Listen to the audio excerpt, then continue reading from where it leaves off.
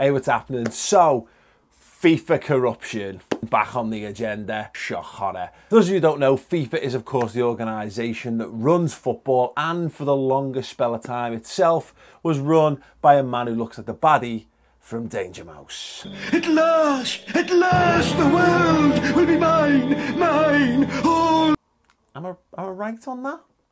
He's right, Barone. So why, once again, are people talking about FIFA corruption? Well, German newspaper Bild reportedly has gotten their hands on a document that was suppressed by FIFA back in 2014. So this story goes back to 2010 and the voting process for the 2018 and the 2022 World Cup finals. There was a lot of talk at the time around corruption and were bribes being handed out to help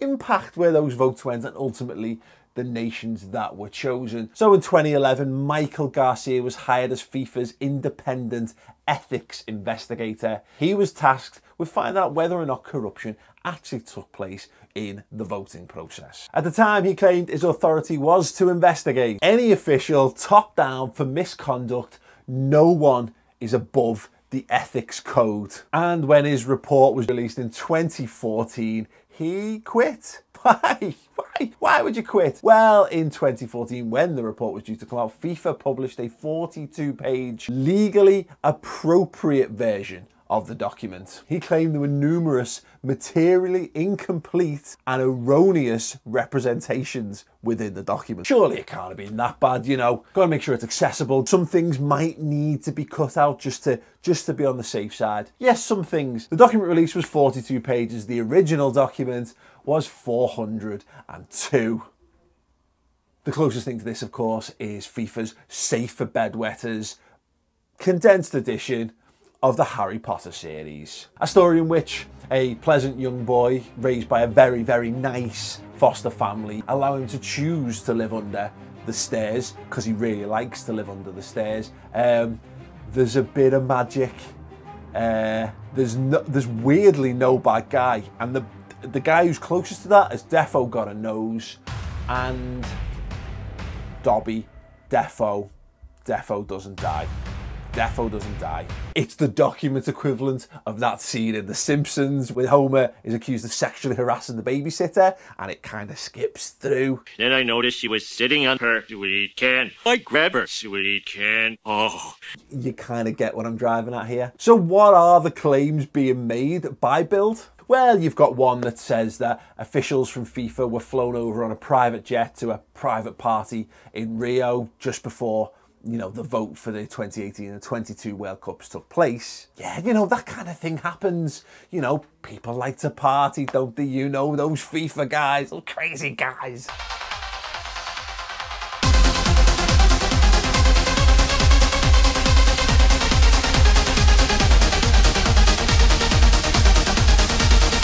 They love a bevy and a party and probably a dance. The thing that does stand out, however, is the alleged $2 million payment, that's £1.6 million to you and I, to a FIFA official's 10-year-old daughter.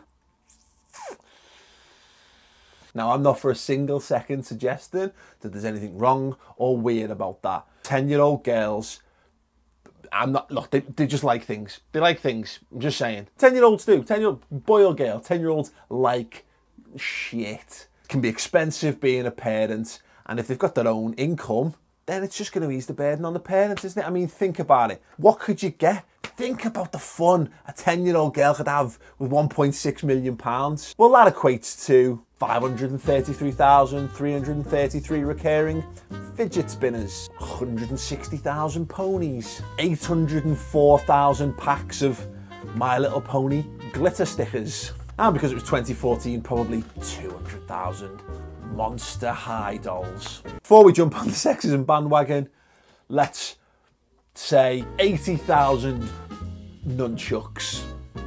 Or potentially, and again, I'm not saying this is the thing because these are, after all, only alleged payments, potentially it could pay for the impetus to vote for a World Cup in the most inhospitable sporting environment since the fucking Running Man. Yeah!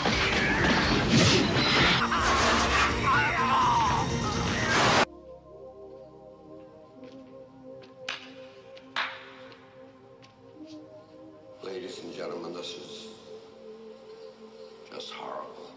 But by the looks of it, this whole thing's been a clusterfuck from day one, which should come as no surprise with regard to things involving FIFA. One thing that stands out in particular is after Michael Garcia was hired, and he was hired as a man outside of football who had no ties and no connections, and thus could therefore shake things up and speak to people in the way he wanted to get the truth. Yeah, a year after being appointed to that role to investigate potential corruption into Russia's bid and Qatar's bid, yeah, he was added to a list of 18 Americans who were banned from entering Russia. Sure, that was just a coincidence. Sure, it was just a coincidence. It was definitely, please do not murder me, definitely a coincidence. Yeah, alarm bells. Major alarm bells. The fucking Blitz, air raid siren style alarm bells. And whilst reportedly the documents that Bild have ascertained contain no definitive proof that either the Russia 2018 or the Qatar 2022 World Cups were bought, it certainly poses yet more questions than it actually provides answers, particularly given Russia's current doping allegations. Again, would come as no shock to anyone who watched Rocky IV. There have been rumors of blood doping and widespread distribution of anabolic steroids in the Soviet Union. Has Drago partaken in any such experiments? Like your papa. He ate his spinach every day.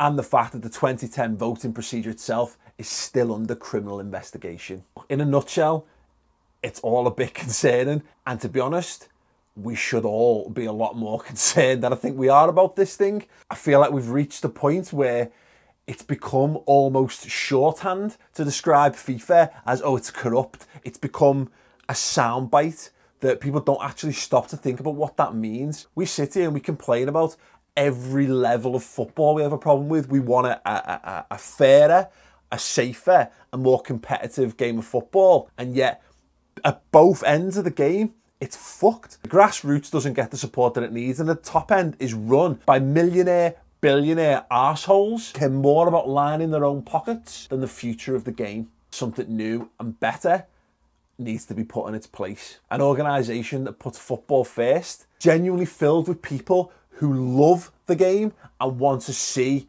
the game at its finest. Not idiots in suits who love private jets, Rio parties, and 533,333 recurring fidget spinners.